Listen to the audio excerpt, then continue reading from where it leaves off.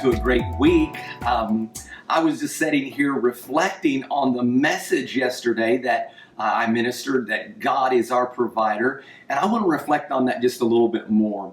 A lot of times whenever pastors, we minister messages, a lot of times the church feels like it's mainly for them, and that's not true. It's for us as well, and we get a lot out of it. And I was really reflecting on how that God is our provider, and how many times in my life, how He has provided for my wife and I over the years and our family.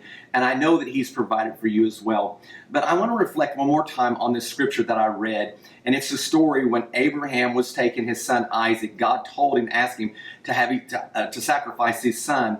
And of course, we know that they took that journey upside of the mountain there. And when they get to the top, of course, on that journey, little Isaac kept saying, "Dad, where's the sacrifice? Where's the lamb?"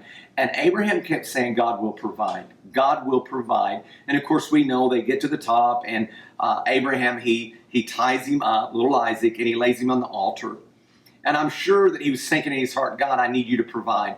But at that moment, right before that he was getting ready to sacrifice his son, God just kind of showed up, and He began to provide exactly what he needed. I'm going to read the scripture one more time. It says in Genesis 22, verses 13 and 18, "Then Abraham lifted his eyes and looked, and there behind him was a ram caught in a thicket by its horns. So Abraham went and took the ram and offered it up for a burnt offering instead of his son. And Abraham called the name of that place, the Lord will provide." And that's Jehovah Jireh. "And as it is said this day, on the mountain of the Lord it shall be provided." And I want you to reflect on that this week as well. I want you to think of how many times has God provided in your life.